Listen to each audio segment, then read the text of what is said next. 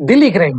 મિત્રો, દિલ્હી ક્રાઇમ એટલે કે પહેલું, બીજું અને ત્રીજી સિઝન આવી ગઈ છે, જે દિલ્હીની આસપાસ થતા ક્રાઇમો, જેમાં જુદા જુદા ક્રાઇમો વિશે માહિતી હતી. જેમ કે પહેલા પાર્ટમાં જે હતી એ નિર્ભયા કાંડ હતો, એવી જ રીતના બીજી સિઝન અને ત્રીજી સિઝન જે આવી છે તે પણ એક બહુ મોટા જે રેકેટને પાર પાડતી જે છે તેને અનુલક્ષીને છે. ખાસ કરીને એક નાની દીકરી કે જેને એક એવી કન્ડિશનમાં દિલ્હીની એમ્સમાં મૂકવામાં આવે છે કે તે જીવન ને મોતની વચ્ચે ઝોલા ખાતી હોય છે.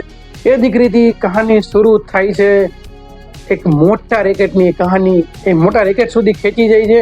અને ખાસ કરીને ગર્લ્સ ટ્રેફિકિંગ, કે દીકરીઓને લાલચ આપીને, પૈસાની ને નોકરીની લાલચ આપીને એક રાજ્યમાંથી બીજા રાજ્યમાં અથવા તો એક દેશમાંથી બીજા દેશમાં જે લઈ જવાનું આખું ગર્લ્સ ટ્રેફિકિંગનું જે આખું નેટવર્ક છે, તેને કૌભાંડ છે, તેને પકડવાનું અને જીવના જોખમે જે પોલીસ કામગીરી કરે છે અને જે દીકરીઓને એ કઈ રીતે ટ્રેફિકિંગમાંથી બહાર કાઢે છે. ખાસ કરીને શેફાલી શાહ, કે જે એવરગ્રીન, જે હિન્દી ફિલ્મમાં આ એજના એક્ટ્રેસમાં એની આસપાસ કોઈ નથી તેવો જેનો અભિનય સ્કિલ છે. તેની સાથે સાથે હુમા કુરેશી, કે જે નેગેટિવ રોલમાં તમને જોવા મળશે, તેની સાથે રસિકા દુગ્ગલ, જે પણ પિક્ચરમાં સારો રોલ છે, અને રાજેશ ટીલંગા, કે જે મિર્ઝાપુરમાં કાલીન ભૈયાના સામે જે મુન્ના ભૈયા હતા તેના પપ્પાનો જેને રોલ કર્યો હતો.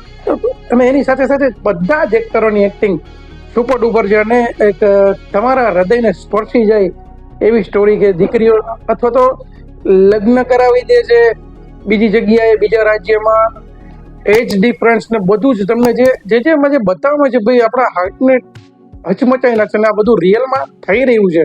એવું નથી કે ફક્ત આ એક બનાવેલી સ્ટોરી છે. ઘણી બધી એમાંથી રિયલ ઇવેન્ટ્સ ઉપરથી બનાવેલી વસ્તુઓ છે અને રિયલમાં થઈ રહ્યું છે. અને બતાવવામાં આવ્યું છે કે હર વર્ષે લાસ્ટમાં તમને કહેવામાં આવે છે કે હર વર્ષે 2,03,000 પણ વધુ છોકરીઓ ગુમ થાય છે અને એમાંથી મોસ્ટ ઓફલી એ રિટર્ન આવતી નથી.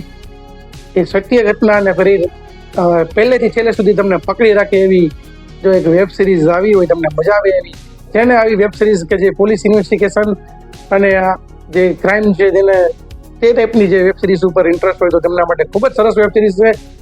દિલ્હી ક્રાઇમ સિઝન 3 ખરેખર જબરજસ્ત રીતે જ બતાવવામાં છે અને ખૂબ સારા રીતે રજૂ કરવામાં આવી છે. તો તમને આ સ્ટોરી પસંદ હોય તો ખાસથી જોઈ લેજો. સ્ટોરી આ રિલીઝ થઈ ગઈ છે અને ચેનલને સબસ્ક્રાઇબ ન કરી તો કરી નાખજો. આપણી ગુજરાતી ચેનલ છે. મળીશું વિડીયો સાથે. ત્યાંથી કલ્પેશ બજરંગીના સુરને ભારત માતા કી જય. વંદે માતરમ.